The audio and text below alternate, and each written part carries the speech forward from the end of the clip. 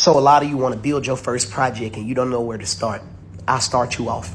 First things first, stay away from the C5 Corvettes no matter how cheap they are. Yes, it comes with an LS. Yes, they do have manual and automatic versions, but stay away from the autos because just don't. And it gets expensive to fix those automatics. Make a long story short, if you buy a C5 Corvette, you need to have $10,000 extra in case you need to do some preventative maintenance. Instead of a C5, go get his trailer park cousin. The 4th gen Camaro SS is definitely the biggest bang for your buck. You can still find them for under $10,000 in good condition, especially if you look on Facebook Marketplace, search through backwood towns who really, keeping it for their son. He might be deployed or something like this, so you could always lowball these type of people. And it doesn't take a lot to make these fast, especially on a budget. Heads, cam, long tube headers, ported intake manifold, bigger injectors. Hell, throw in a 4L80, take that 4L60 out of there.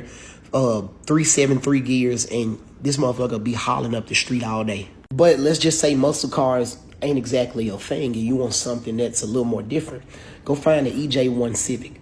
You can find the less desirable 4-doors all over Facebook Marketplace, and they'll take a host of engines. Hell, if you want to build a boosted D-Series, hell, those are still very potent. You can do a J-Series. You can do a B-Series. I love the B-Series. You can do, K20 or K24 swap. The ball is really in your court. Another gem you should look out for is the Mach 1 4.6 4-valve Mustang. Now, this is basically, how can I say this? It's a detuned Cobra. In fact, this is the same engine that's in the Mercury Marauder. Find some Terminator Cobra heads, forge the internals, find the Terminator Cobra supercharger assembly. You have a budget Cobra. This is just my opinion, bro. Aside from the 4.6 2-valve being what I deem is the nastiest sounding modular engine, a cammed 4-valve 4.6 is disgusting.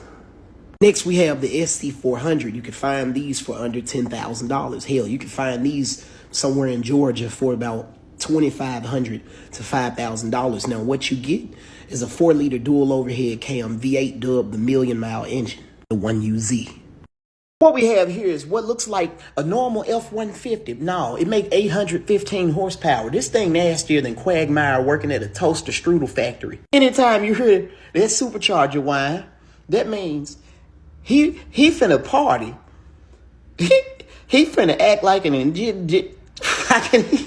Anytime you hear a supercharger whine from one of these, he intends to get shit shaking like an indigenous tribe trying Jello for the first time. Then we have his other creation, the Termafox. It's a Terminator Cobra swapped Fox body with a 2.9 liter Whipple. All of this inside of a Fox body.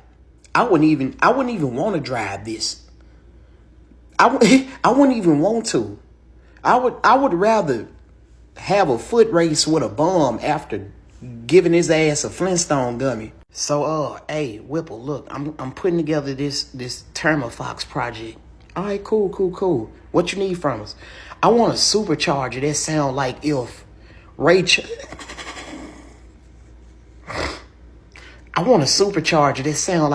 Charles was in Call of Duty.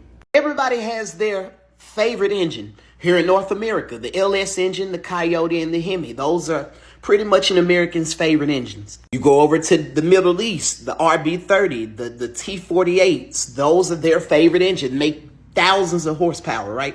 But then you have the Australians with their bar engine. Maybe this ain't making sense to you.